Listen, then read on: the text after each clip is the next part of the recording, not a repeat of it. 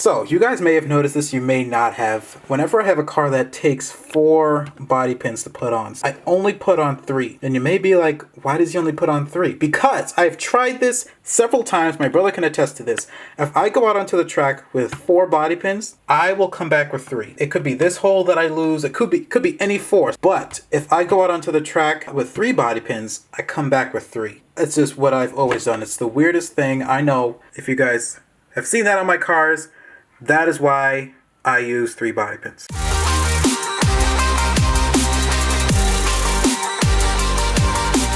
Alright, hey guys, what's up? Thank you guys so much for clicking on this video. Today we're going to be talk about my Team Associated RC18T. So one of you guys asked about, I think it was on my car collection video, and I said if you guys want me to talk about any of the cars, just let me know. One of you guys said the 18T, so I thought I would just talk about it real quick. Okay, so this car was my second RC ever that I had.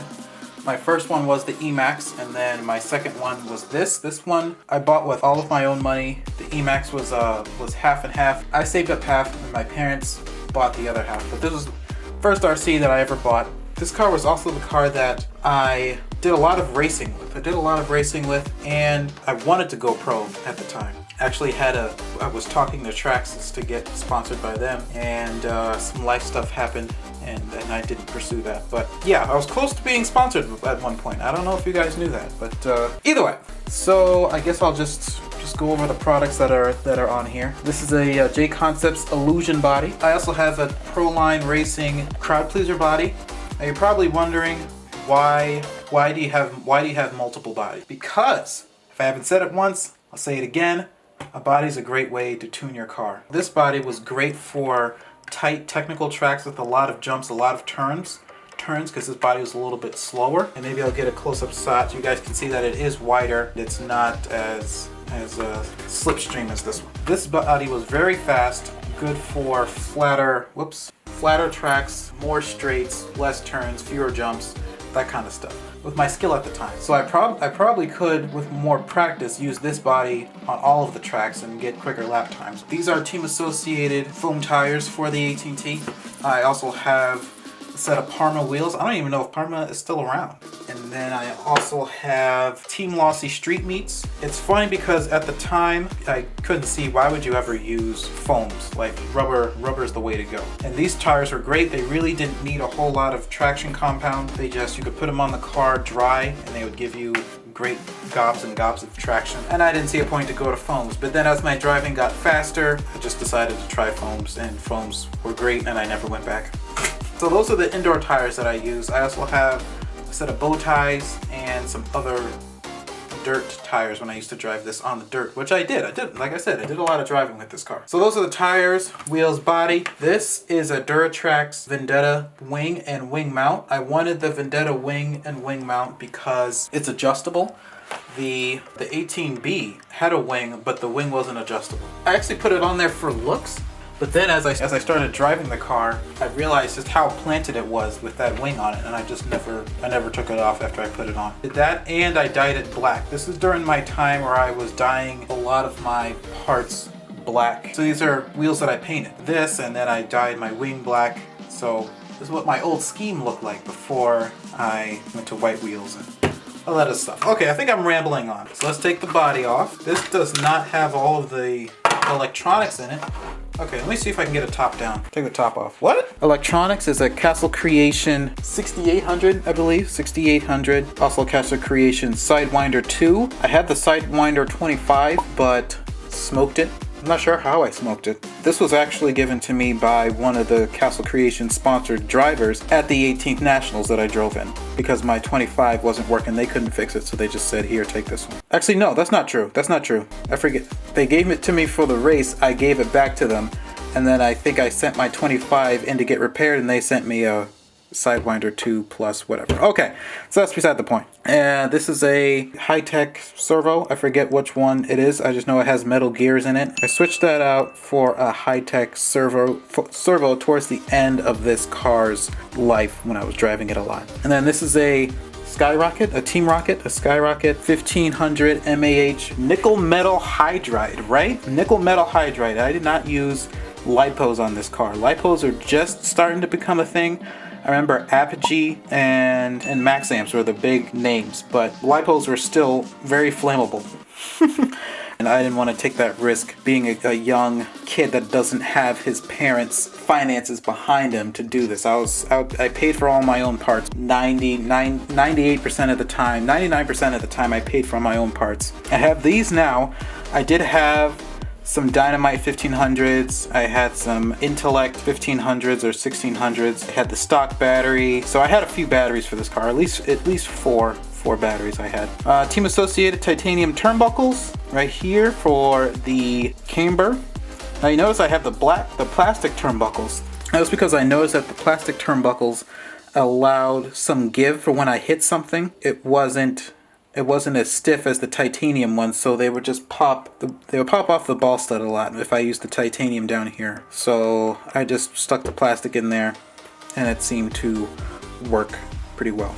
Team Associated factory team threaded shocks. If I didn't say this is the ready to run version. This is not the factory team version that they had. So the factory team threaded shocks front and rear. This is the factory team metal dog bones in the rear and MIP CVDs in the front. Now, probably wondering why did I do that? Because for one, cheaper. It was way cheaper to get these than to get the CVDs all around. But also the CVDs were really good for having constant power through the turns. And since the back wheels don't turn, I didn't think that there was really a huge need for it since they're just going up and down.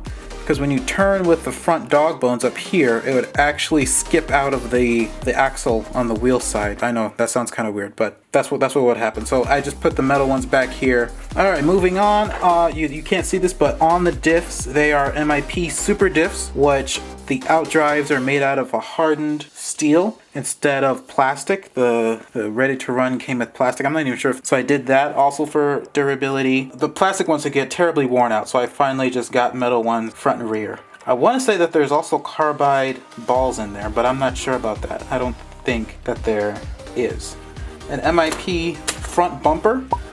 This is probably the best buy on this car by far, because the bumper that Associated included on this was way too flimsy. You tap a wall, you tap a pipe, you tap anything, and your front bumper is broken. So there's a lot more plastic around the hinge pin, and not only is there's more plastic, but I feel like the plastic gives more, so you could hit stuff and it would still be fine. It was bigger, so it came out here to pass the shocks to save the shocks. I didn't like that look, so I used the Dremel and cut it down to what I wanted. Some people cut this part off that I kept, but I felt like I wanted to have a little bumper, so I just had that. So yeah, I think that's it. One thing that I like about this car, it was very instrumental, I think, in my, say, RC journey. I don't know. This car has a lot of modifications that I did that I came up on myself. For one, I drilled these holes on top of the ball cups, so I didn't have to pop off the cups to unscrew the ball stud. I could just slip my screwdriver in there. Another thing is the screws. The top of the shocks are screwed in. The bottom fronts are ball studs because I couldn't get a right screw set up to work there, but the back one has screws in it. That is because these would be ball cups, ball stud and ball cup joints, but I was blowing through ball studs. They kept on popping off right in the middle of the race. That's the last thing you want is your shock popping off. Even though the corner marshal can easily just pop it back on, I was like, screw it. Get it? Screw it. I'm gonna screw it. Okay, that was a bad joke. Said screw it, so I'm just gonna modify it. I modified it and screwed that in. It's not on here now, but I also used to have what I called a gear shield. I took some plastic from a body and put a shield around here so I could drive it on my off-road track at home, so I didn't have to worry about dirt getting into the pinion and spur. One of the other modifications that I did on this is that there's pins. Maybe they're called thrust pins. I'm not sure what they're called. There's a pin that goes through the whole assembly.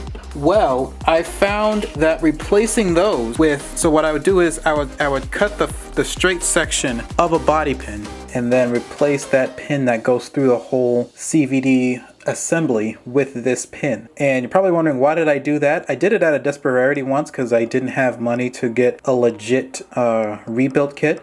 But then I noticed that these pins, the spring steel, whatever they make this steel out of, lasted a lot longer than the steel that was in the rebuild kit. Like I would say at least 2 to 5 times longer than the regular pins that came in the rebuild. And I put a little spring on the servo saver, the plastic servo saver. Took one of the coils off of the shock springs down here and put it around the plastic servo saver spring to stiffen it up some to make the response speed a little bit better. That's not something I came up with. That is something that I saw in a magazine. I tried it, liked it, used it, and loved it. So those are just a few things that I did on this car that I felt that helped me to see how can I mod cars to make them work better. But yeah, something I want to just say, what are some modifications that you guys have done to your cars? I love hearing what drivers have done to their cars. There was a section in RC Car Action magazine where they got to look at some sponsored people's vehicles. They shared some of the modifications that they did, things that they came up with to make the car handle just a little bit better, make something last a little bit longer. So I love hearing that kind of stuff. So what are some modifications that you guys have done to your vehicles? I would love to hear about it. Let me know down in the comments what some of those things are. Okay, so thank you guys so much for watching. I hope you guys enjoyed this video. If there is another car that you want me to go through, let me know down in the comments below. So check out my RC collection video up there. Whoops, up there in the eye, so you can see what other cars I have that I could go through that you guys want to see. All right, so yes, thank you guys for watching this video, and I'll see you guys next week or at the track.